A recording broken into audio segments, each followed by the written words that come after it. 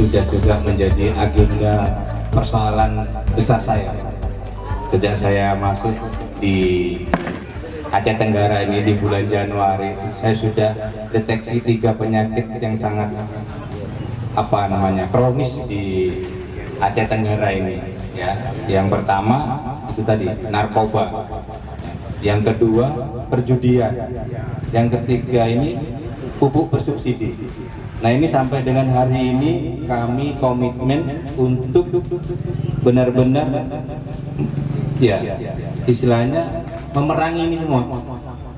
Jangan sampai ini menjadi sebuah persoalan berkelanjutan yang terus menjadi momok masyarakat.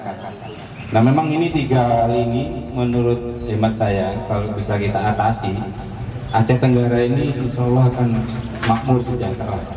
Insya Allah.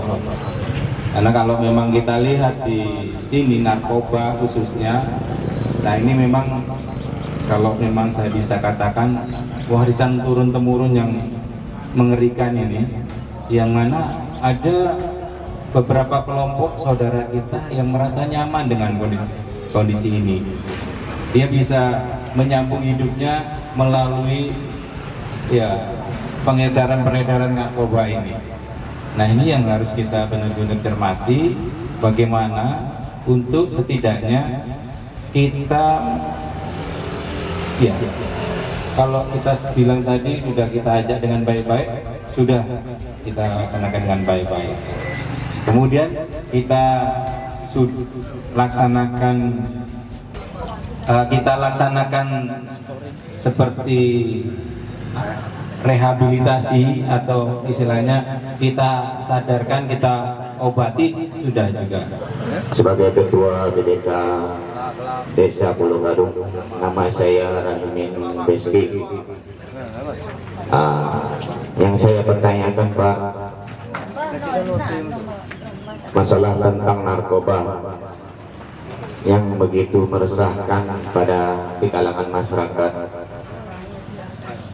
Jadi saya lihat untuk kerja dari pihak keamanan atau kepolisian begitu sangat bekerja memang, tetapi hasilnya masih tetap juga berjalan. Dari sini kami masyarakat, bagaimana Pak solusi untuk memberantas narkoba ini, karena ini dampaknya pada kalangan masyarakat sangat menyusahkan, meresahkan, terutamanya di bidang perekonomian kami dan di bagian kesehatan anak-anak kami yang sulit untuk memberantas, Pak. Mohon solusi. Itu harapan kami kepada penegak hukum.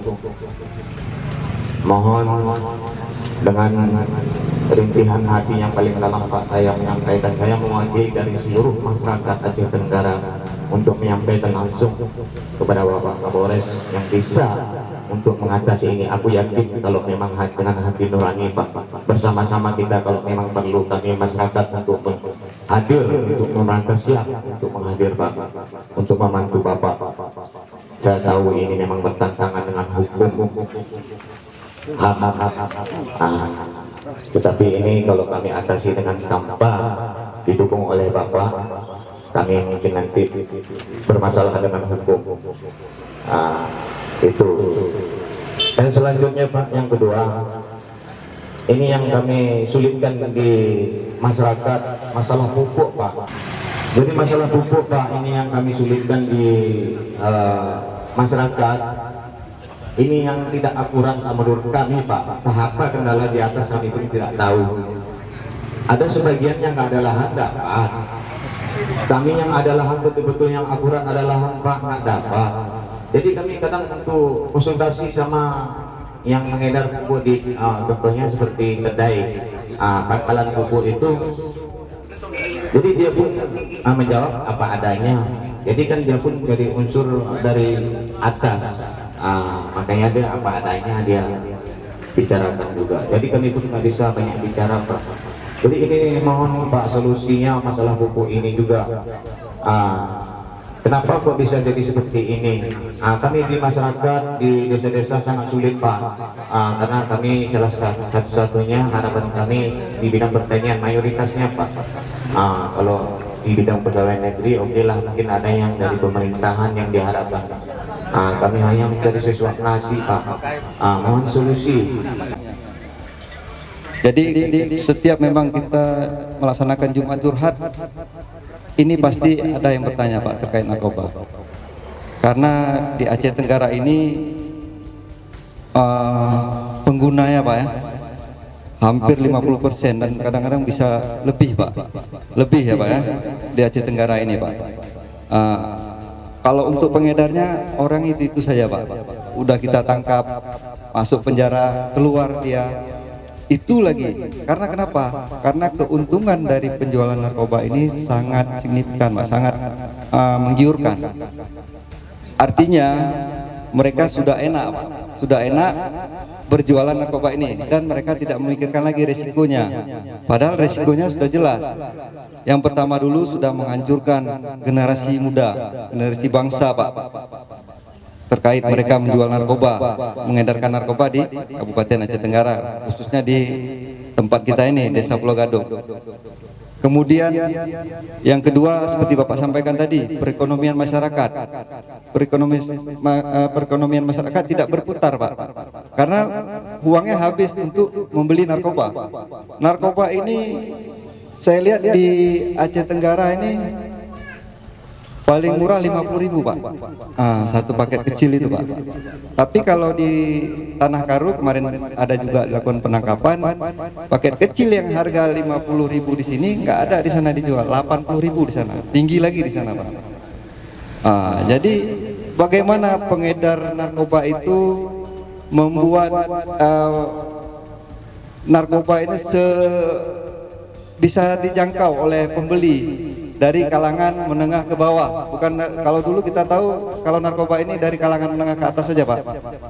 Sekarang sudah kalangan menengah ke bawah. Buruh juga udah pakai narkoba dengan pembelian harga 50.000. Kadang-kadang nggak ada uang, berdua mereka beli Pak. Berdua ataupun bertiga itu pakai yang sekali hisap mungkin udah habis Pak. Karena memang sedikit sekali Pak. 0,5 0,5, 0,6 itu yang harga 50.000. Tapi itu yang banyak peminat karena harga murah, harga murah dan terjangkau dari kalangan rakyat, kalangan menengah ke bawah. Itu Pak. Sekarang bukan saja dari kalangan menengah ke atas. Kalau kita lihat, kalau dulu mungkin susah Pak, mungkin ada yang paling murah 100, sekarang udah dibuat 50. Nggak tahu lagi kita, bermacam-macam model udah dibuat sama pengedar. Makanya di sini Pak, kami mengajak kepada bapak-bapak juga, kita mungkin ada pola kerja Pak, pola kerja yang bisa kita laksanakan. Yaitu yang pertama pola kerja di keluarga dulu Pak.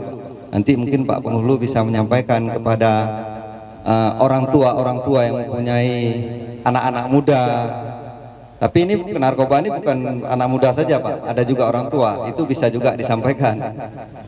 Tapi kebanyakan Pak ya, kebanyakan narkoba ini memang dari umur 20-an sampai 35 atau 40 lah Pak ya. Tapi kebanyakan 20 sampai 35 Pak, rata-rata yang sudah kita amankan di Polres.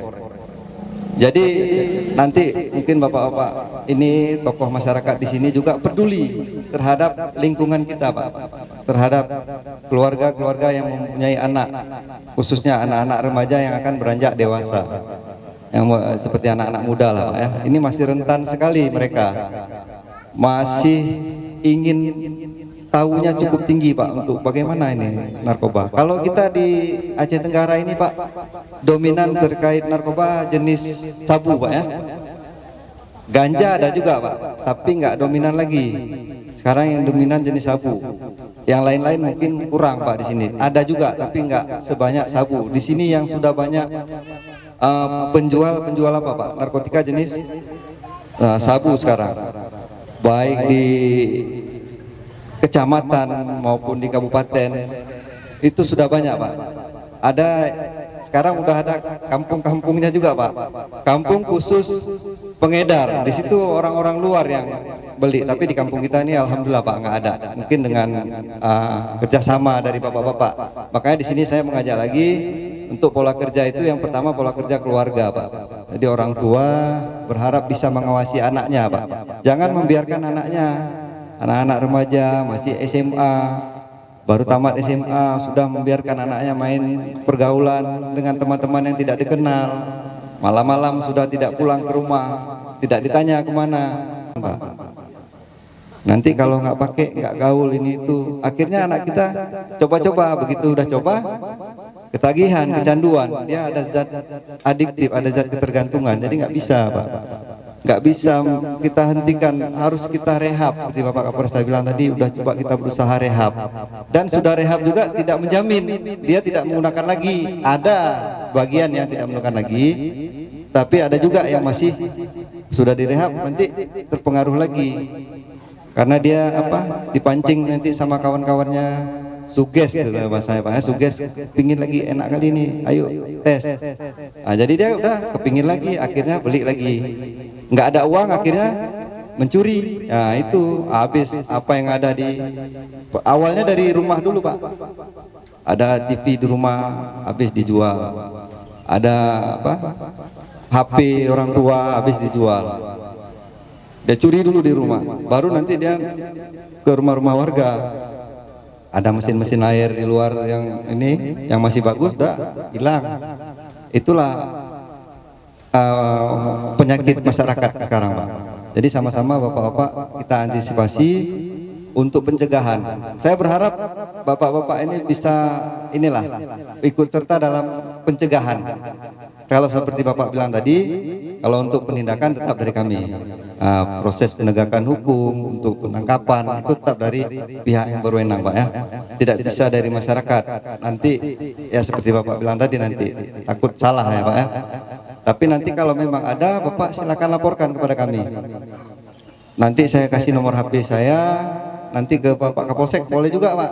Kalau memang nanti kami di Polres, Bapak mungkin jauh kali, nanti teleponnya pun nanti kadang susah, Bapak bisa ke Polsek, nanti Bapak Kapolsek bisa koordinasi sama kami Pak. Intinya sama Pak, Polsek sama kami sudah satu misi untuk pemberantasan narkoba, khususnya di Kecamatan Lawi Alas ini Pak ya, umumnya di Kabupaten Aceh Tenggara. Itu yang pertama. Kedua, pola kerja kita di sekolah Pak. Di sekolah, ada sekolah sini Pak? Enggak ada ya? Barung ya? Barung kecamatan apa? Oh salam. Jadi kalau di sekolah juga harus guru-guru mengedukasi kepada murid-muridnya Pak terkait ini. Hal-hal ini bisa nanti mengundang Kapolsek untuk memberikan sosialisasi kepada pihak sekolah, anak-anak murid, atau bisa dari kami nanti juga berikan sosialisasi terkait bahaya narkoba ini. Kemudian yang terakhir, pola kerja dari lingkungan masyarakat. Ya, lingkungan masyarakat dari ini, tokoh-tokoh masyarakat ini, bapak-bapak di sini ada, nanti tokoh adat, tokoh agama, kan ada itu Pak ya. Itu kalau udah umara dan ulama bersatu, insya Allah Pak, pasti desa kita aman dari narkoba Pak. Tapi kalau kita tidak peduli, kalau situ anak siapa biar aja lah, bukan anak kita, yang penting bukan saudara kita, itu nggak boleh Pak di tempat kita. Jangan ada kita rasa seperti itu. Kalau kita sudah seperti itu, nanti akan menular Pak. Karena narkoba ini seperti penyakit menular, habis digerogoti semua Pak. Seperti penyakit flu bisa menular Pak lewat pernapasan. Bagaimana pencegahannya? Kita pakai masker. Biar kalau ada dekat orang flu, jadi biar tidak pernapasannya ataupun cairan bersinnya tidak kena sama kita, tidak menular. Jadi kalau narkoba ini bagaimana pencegahannya? Narkoba ini ya pencegahannya kita dengan cara memberikan sosialisasi kepada masyarakat terkait bahaya narkoba yang tepat sasaran seperti anak-anak muda. Kemudian seperti Bapak Kapolres tadi juga sampaikan, relawan, bentuk relawan anti narkoba, nanti bisa laporkan sama Bapak. Kalau memang sudah ada, nanti kita bisa bekerja sama dengan kami, khususnya Sat Narkoba Aceh Tenggara. Seperti perlombaan desa bebas narkoba itu nanti akan kita buat juga Pak. Mudah-mudahan bisa ada di Kecamatan Lewelas ini. Tapi kriterianya desa yang memang desa yang desa narkoba lah Pak ya, penuh dengan pengedar maupun pengguna narkoba. Kalau di sini kita gimana Pak? Desa Pulau Gadung? Nggak ada ya? Pemakai. Oh, pemakai. Berarti bisa lah kalau pemakai untuk pencegahannya seperti saya sampaikan tadi. Bisa di sini sama-sama kita mencegah dengan cara kita peduli terhadap lingkungan masyarakat kita di sini. Kalau ada gerak-gerik yang mencurigakan, anak-anak ini ngapain malam-malam ini, ataupun ada orang luar datang dari sini gabung-gabung, ini ngapain malam-malam, ataupun tempat-tempat yang agak sepi, itu bisa kita datangi. Kalau memang Bapak nggak berani, nanti ajak Babin Kamtipmas, kan ada di desa kita ini Pak, Babinsa juga ada. Jadi itulah kepala desa, 3 pilar itu nanti Pak, 3 pilar itu ya, Babin Kamtipmas, Babinsa, dan kepala desa. Itu nanti bisa menyampaikan kalau memang ada yang kita curigai. Dan kita nggak boleh nuduh Pak ya, kalau belum ada bukti. Jangan ada nuduh dulu, oh si A ini pengedar, oh si A ini pemakai, nggak boleh. Kami juga nggak bisa juga kalau tidak ada bukti. 2 bukti permulaan cukup, kami tidak bisa langsung serta-merta main nangkap-nangkap aja. Polisi ini harus ada 2 alat bukti yang cukup Pak. Nah, itu dituangkan dalam Kitab Undang Hukum Acara Pidana Pak, pasal 184. Jadi kami pun nggak bisa sembarangan, oh si A pengedar. Udah tahu kita pengedar, kalau kita nggak ada bukti gimana kita mau bawa dia? Nggak bisa juga Pak. Jadi kita harus ada teknik-teknik penyelidikan namanya. Mungkin dengan laporan informasi dari masyarakat, insya Allah narkoba ini bisa kita berantas dengan kemauan bersama Pak ya. Mungkin ini dulu saya sampaikan, nanti panjang lebar nanti. Ini dulu Pak ya, nanti bisa kita sambung lagi. Di sini kami menanggapi tentang pertanyaan dari Pak Rahimin tadi ya, Pak Rahimin, yaitu terkait masalah sulitnya mendapatkan pupuk Pak ya. Jadi memang permasalahan pupuk ini menjadi suatu polemik yang sampai sekarang belum terpecahkan, bukan hanya di Aceh Tenggara tapi bahkan di seluruh wilayah Republik Indonesia, di mana di negara kita ini berdasarkan kebutuhannya seharusnya kita ada sekitar 25 juta ton dibutuhkan untuk pupuk bersubsidi. Namun yang dapat diakomodir oleh pemerintah atau yang disubsidi oleh pemerintah itu hanya sekitar 9 juta ton. Dari 9 juta ton ini kemudian pemerintah mengerucutkan kepada subsidi pada pupuk yang memang sangat dibutuhkan oleh masyarakat, yaitu urea dan NPK Pak ya, NPK Poska.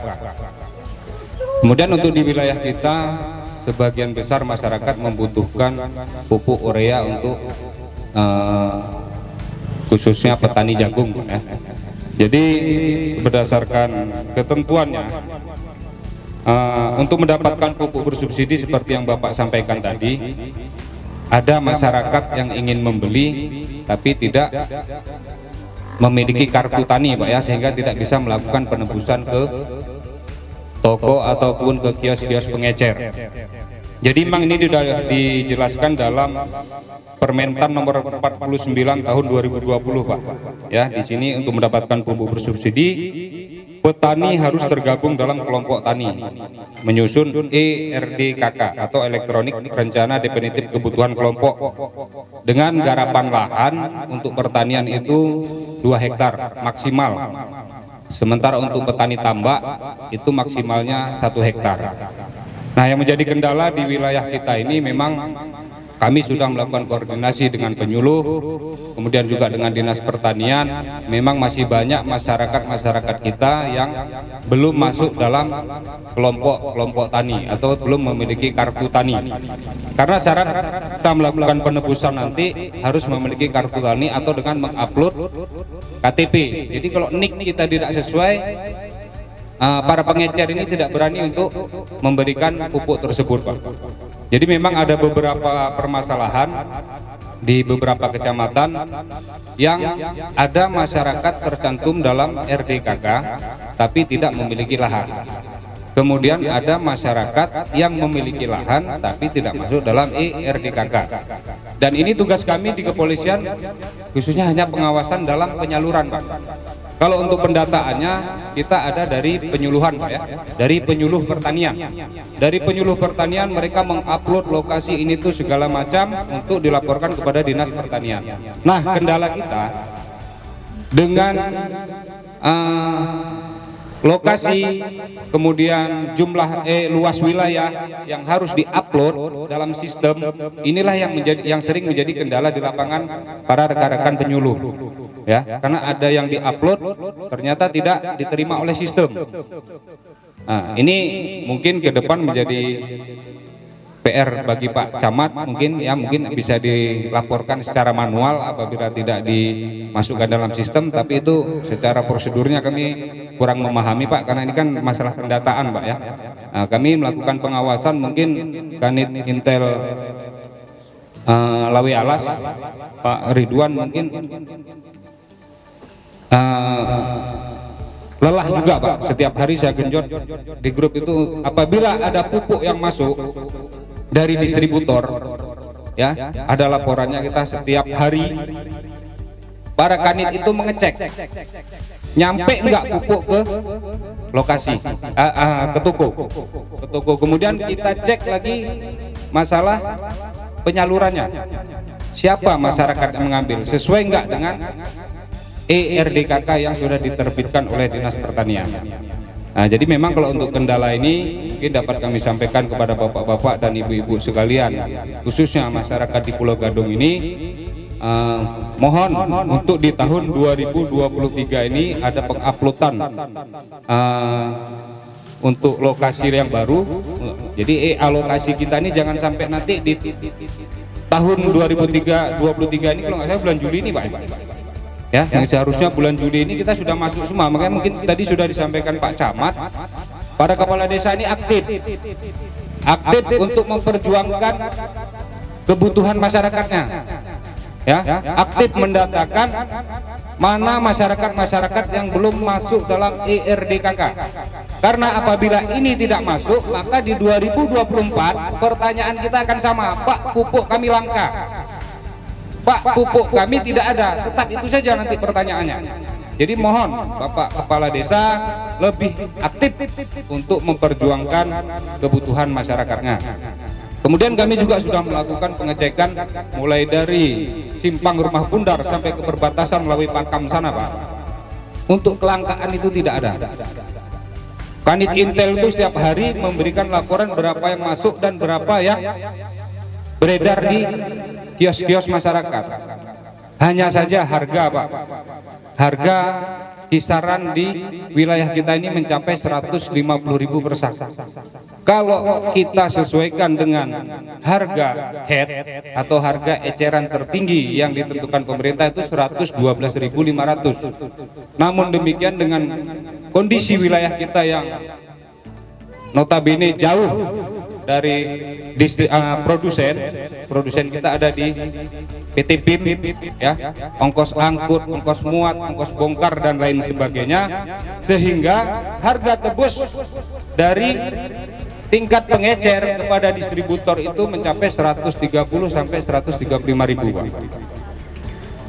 Diangkut dari distributor masuk lagi ke toko pengecer, dapat biaya lagi mereka untuk harus mengeluarkan namanya uang angkut alias ongkos mobil, uang bongkar dan uang muat lagi, sehingga yang beredar di tengah masyarakat kita ini 150.000 rupiah. Dan ini sudah kita deteksi ke seluruh kecamatan yang ada di wilayah Kabupaten Aceh Tenggara ini. Di harga 150 itu masyarakat sebenarnya tidak keberatan, Pak, ya. Yang penting barangnya ada, Pak, ya. Memang yang menjadi kendala adalah bukan barang tidak ada, tapi ketika masyarakat mau menebus karena tidak ada kartu tani atau KTP-nya tidak terdata dalam ERDKK, sehingga petani tersebut tidak bisa mendapatkan pupuk. Dan inilah yang dicuatkan oleh media, LSM dan lain sebagainya, bahwa pupuk kita langka. Padahal stok kita ada, ya, stok kita ada, stok sesuai dengan alokasi yang ditentukan oleh pemerintah kabupaten. Ya, untuk kemarin ada juga laporan pagi-pagi udah masuk WA ke saya, Pak, di wilayah ini UD ini menjual pupuk dengan harga 180.000 katanya. Saya langsung bergerak bersama anggota, saya cek. Kebetulan ada tukang becak baru lewat bawa pupuk, saya stop. Ketika saya stop, saya tanyakan harga. Berapa harga pupuk di sini, Pak? Di mana beli, Pak? Oh, Pak, saya beli di UD Aulia Tani. Berapa harganya, Pak? 180, Pak, tapi kami beli satu paket. Ya, jadi inilah kadang-kadang simpang siur pemberitaan, dianggapnya pupuk tadi harganya melambung ke 180.000. Ternyata mereka beli satu paket karena mau untuk nabur benih. Jadi satu sak urea ditambah 3 kilo NPK jatuhlah di harga 180.000, ya. Mungkin kalau bapak-bapak ini saya masih ada dokumentasinya, Pak. Jadi kami bukan berarti tidak melakukan pengawasan sampai ke tingkat bawah, kami tetap melakukan pengawasan. Namun demikian sampai sekarang kita belum bisa menemukan pemecahan masalah. Nah ini, Pak, ya, ini pupuknya yang 3 kilo. Ini paket dari pupuk urea yang dibeli tadi 3 kilo. Jadi NPK itu harganya kalau tidak salah saya 10 atau 12.000, Pak, ya, per kilonya.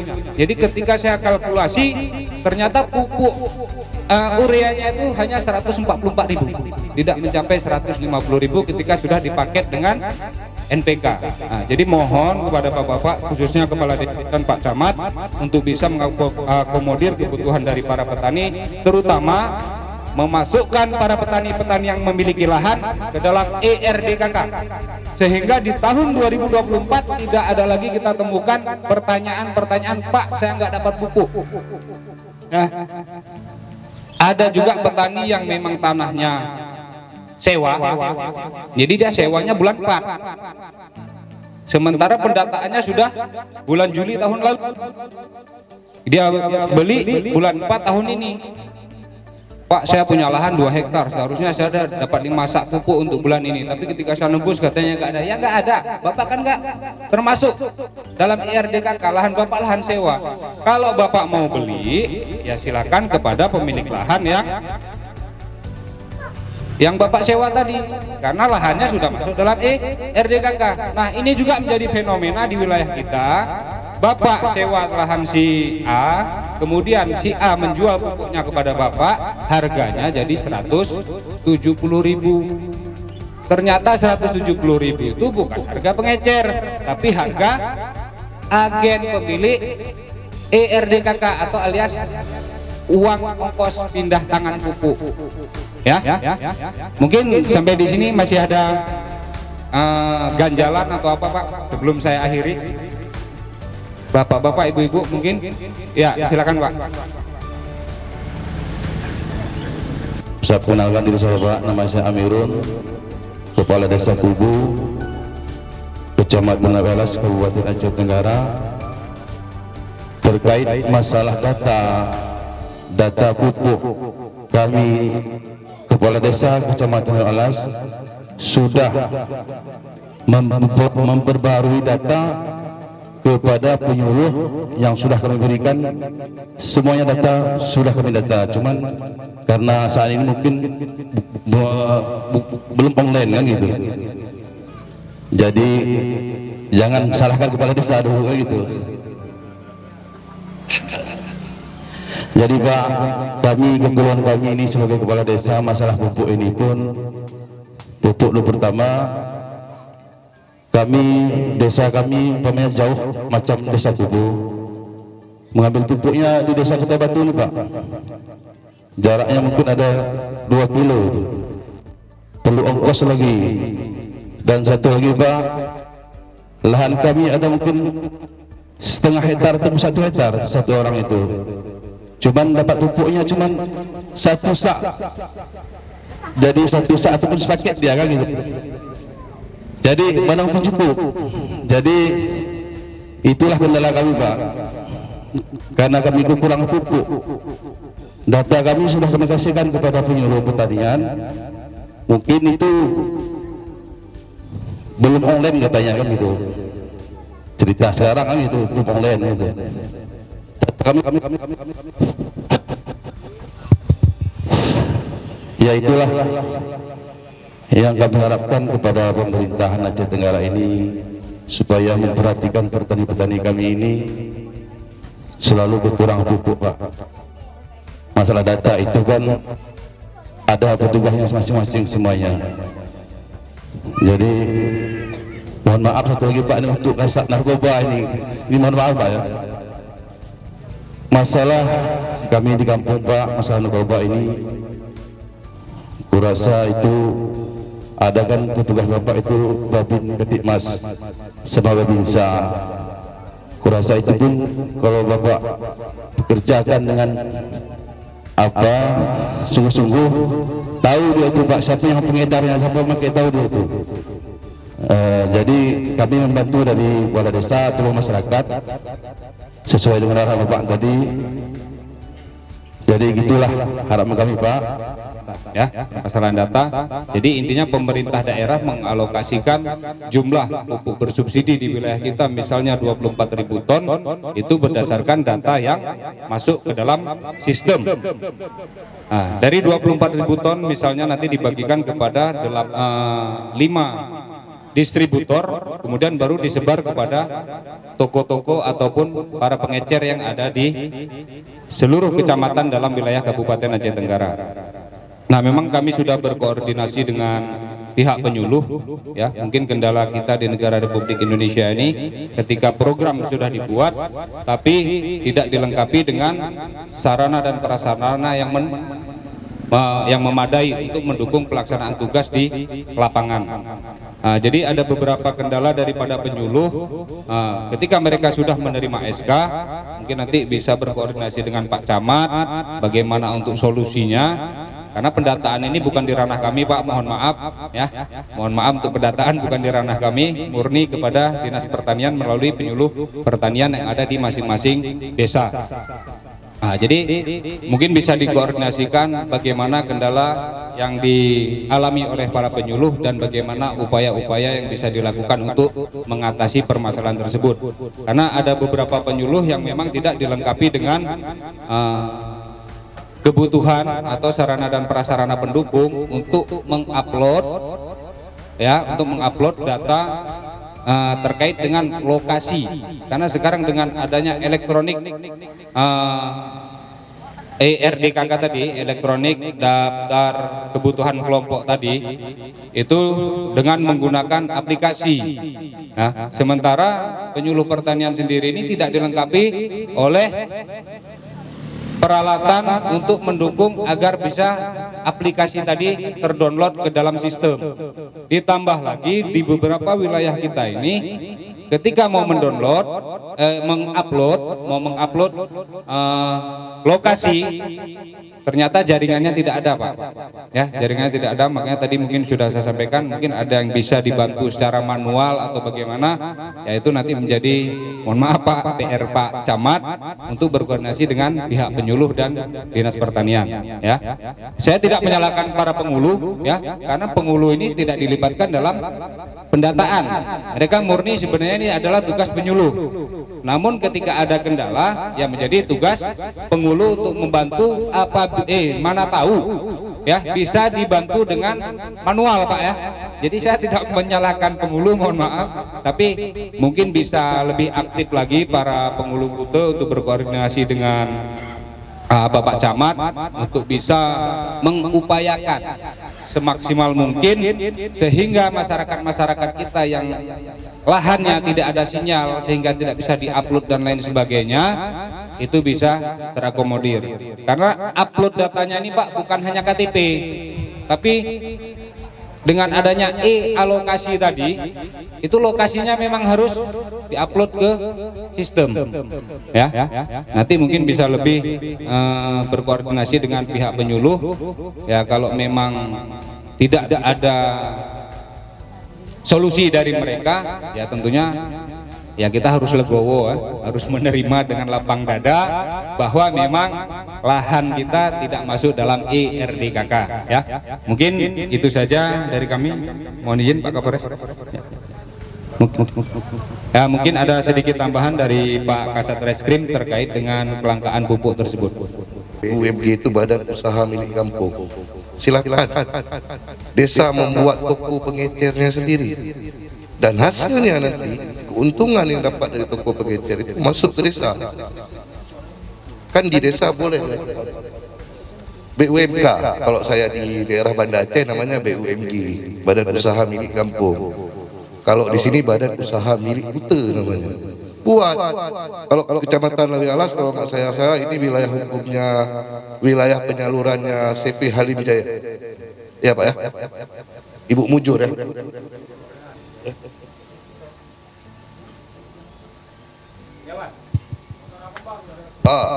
Berarti wilayah penyalurannya dari CV saudara kembar. Nanti silakan berkoordinasi dengan CV saudara kembar bagaimana syarat-syarat untuk membuat sebuah toko pengecer.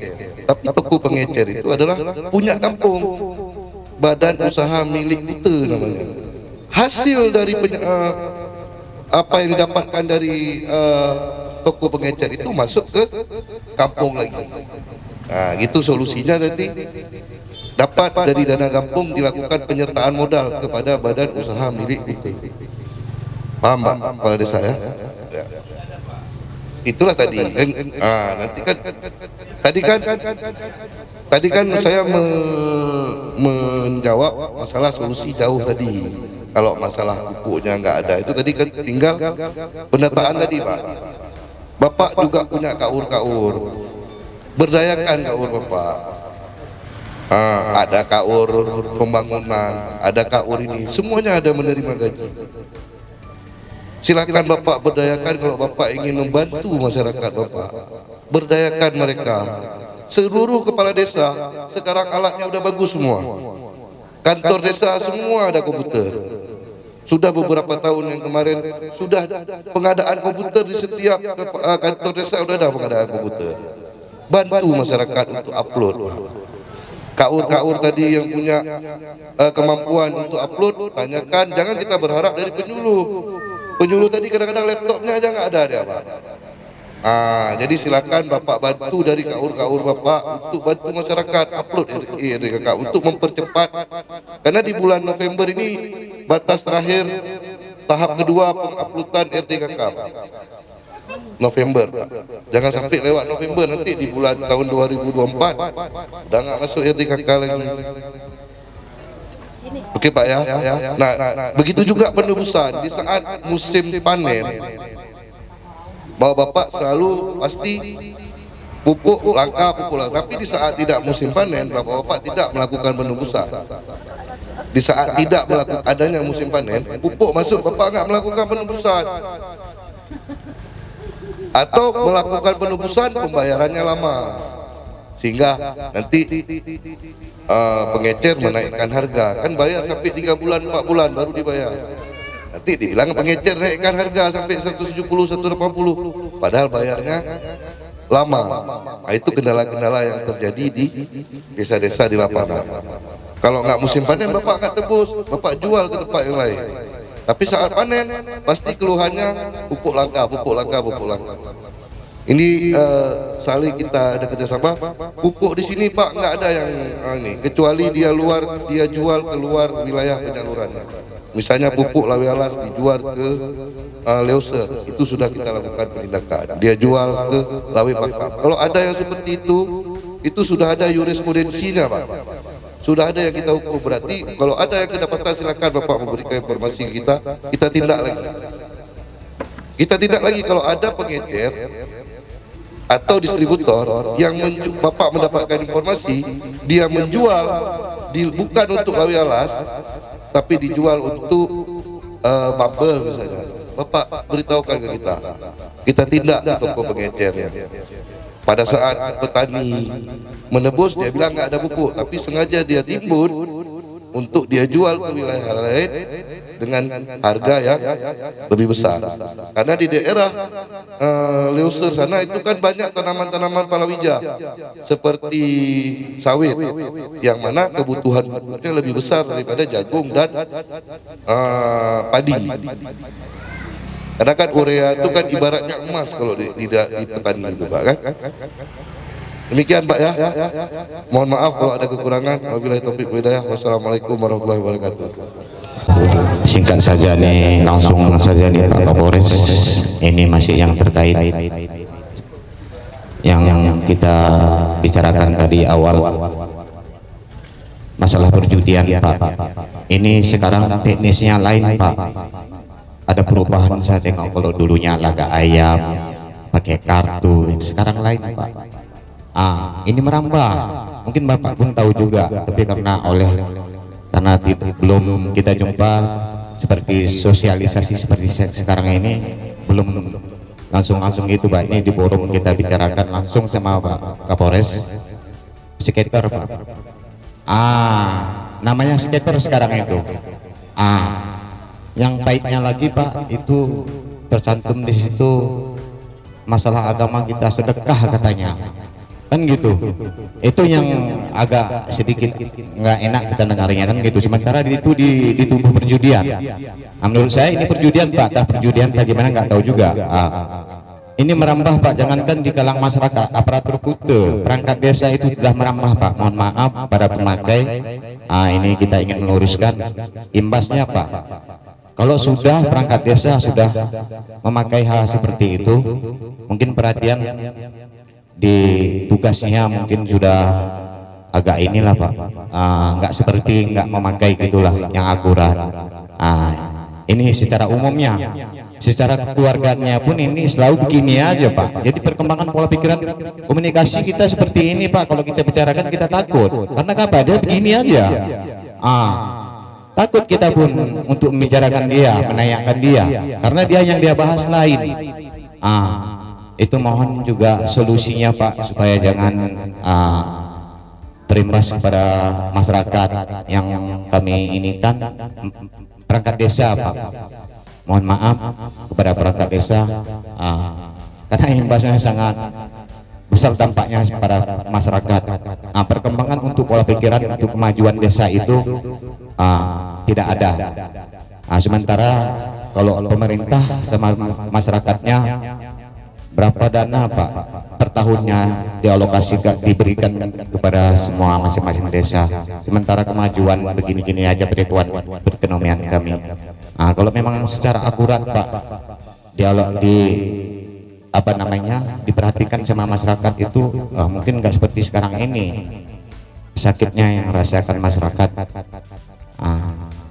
Dan selanjutnya ini saya tengok ada beberapa ini surat edaran dari, sebentar, Pak, ya, saya bukakan, saya pun udah lupa ini tentang kanun nih sepertinya, Pak. Kami masyarakat di desa kurang memahami tentang peraturan ini. 18 perkara yang wajib diselesaikan secara adat di Kutuh dan Mahkamah Adat Kabupaten Aceh Tenggara sesuai Kanun Aceh nomor 9 tahun 2008. Apa saya bacakan langsung satu sampai akhirnya, Pak? Nggak usah, mungkin Bapak udah tahu ini kan. Ini mohon penjelasannya, Pak, tentang aturan ini secara menyeluruh lah, macam mana solusinya. Kami pun kurang memahami tentang menjalankan peraturan ini. Apakah ini ada lindungan dari kalangan hukum atau gimana kepada kami menyelesaikan di desa, begitu maksudnya, Pak?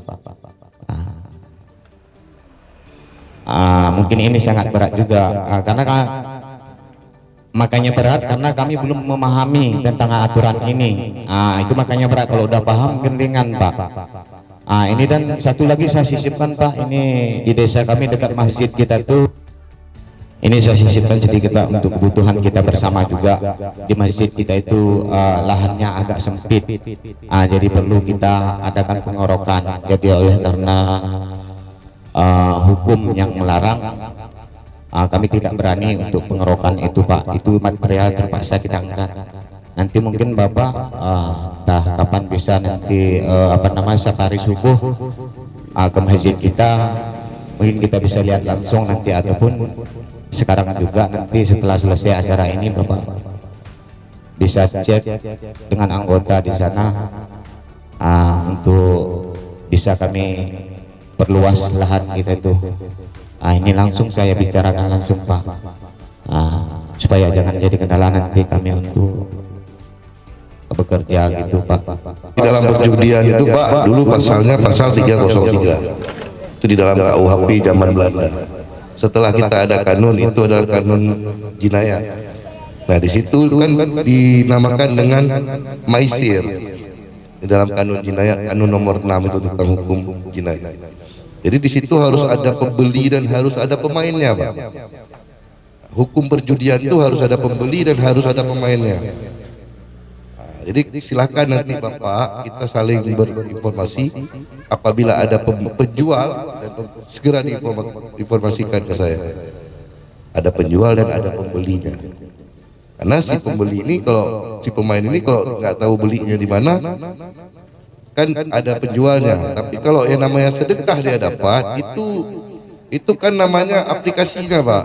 Aplikasinya tuh harus Menteri Kominfo yang memblokirnya Pak. Nggak bisa polisi yang memblokir, harus Menko Info yang memblokir situs-situs yang dilarang oleh negara.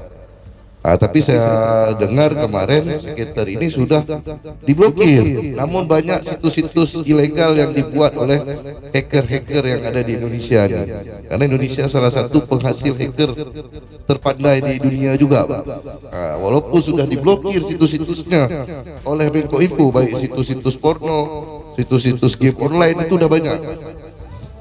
Tapi banyak juga dibuat situs ilegalnya.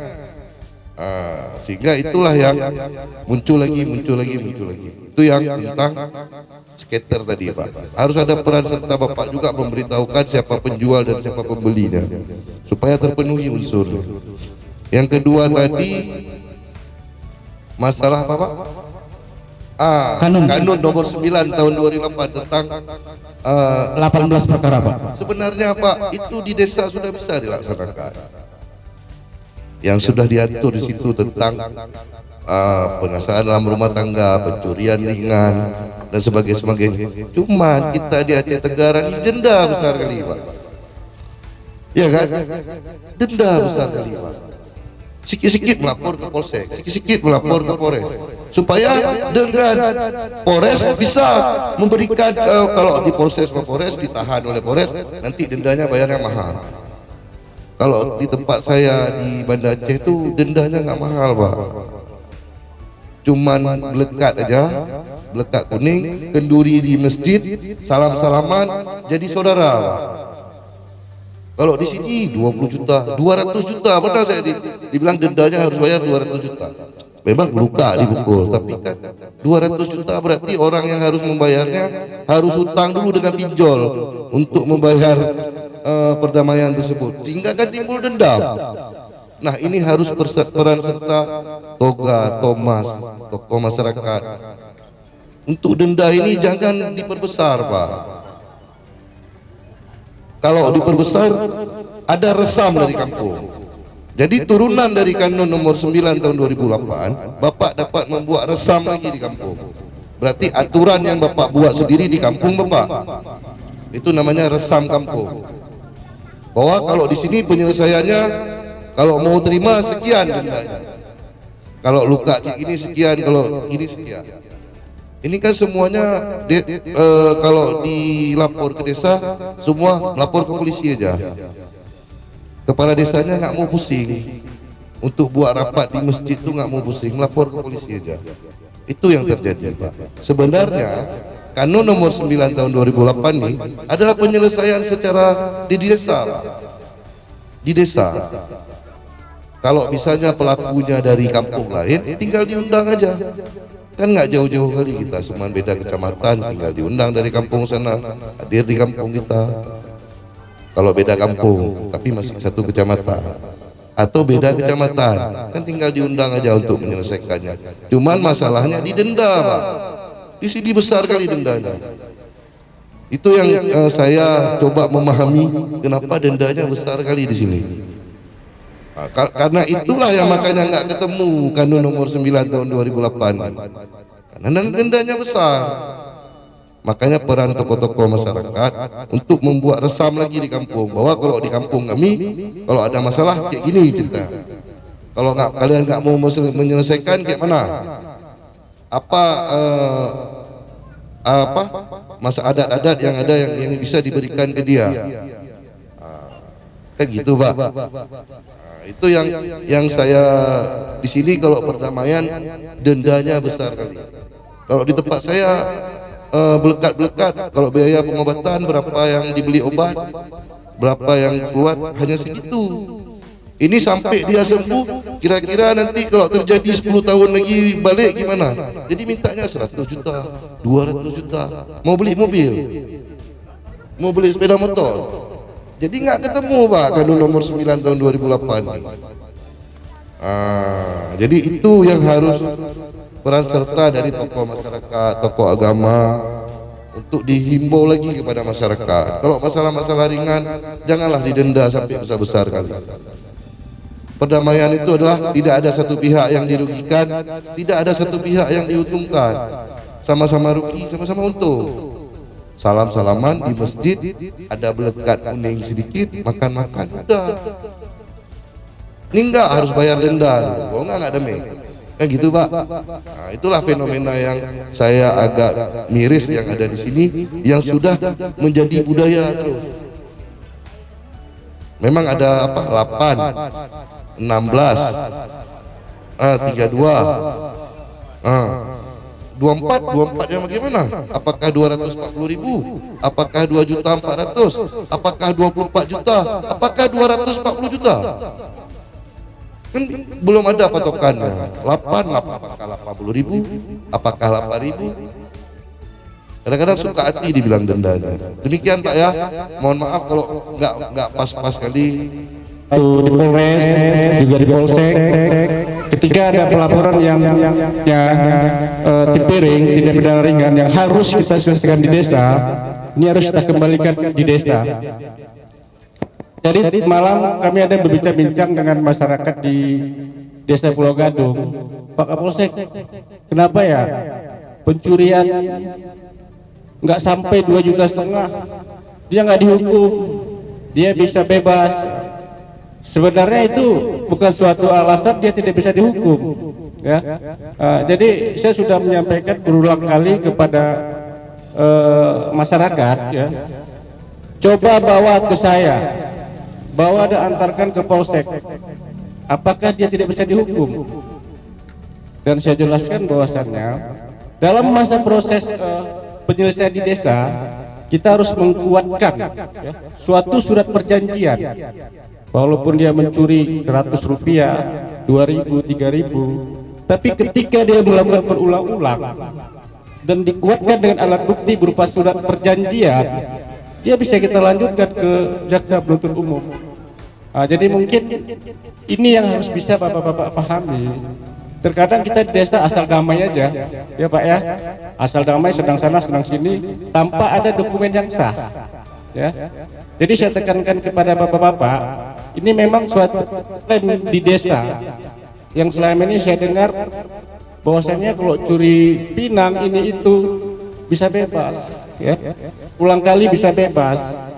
Ikat dia dengan suatu surat perjanjian. Maafkan, dengan surat perjanjian, walaupun dia curi hanya 5.000 rupiah, dia curi lagi 10.000 rupiah, 500. Dengan adanya surat perjanjian 2 kali proses, karena dia sudah ulang kali. Paham ya, Pak, ya? Terus juga masalah KDRT, ya, ini juga sering terjadi nih, KDRT di sini juga sering terjadi. Jadi masyarakat itu melapor ke Polsek. Jadi jangan beranggapan bos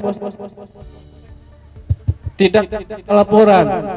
Jadi KDRT itu ada unit tertentu Bapak-bapak ya. Ya. Jadi kita selalu mengarahkan ke sana. Kadang gunyangnya di kedai kopi, Polsek tidak menerima itu. Sebenarnya itu sudah ada unit tertentu, baik spesialisnya Pak, yaitu di Polres itu unit PPA. Dan kami setiap ada laporan KDRT, dan kami siap selalu mendampingi korban ke Polres. Nah, jadi nanti jangan ada bahasanya lagi bahwasannya Polsek tidak mau terima. Nah, itu dia Pak ya, bisa dipahami Pak ya. Juga dan juga yang kita temukan juga Pak, satu lagi masalah anak-anak ya, masalah anak di bawah umur. Nah, itu juga proses perkaranya juga kita limpahkan ke Polres Pak.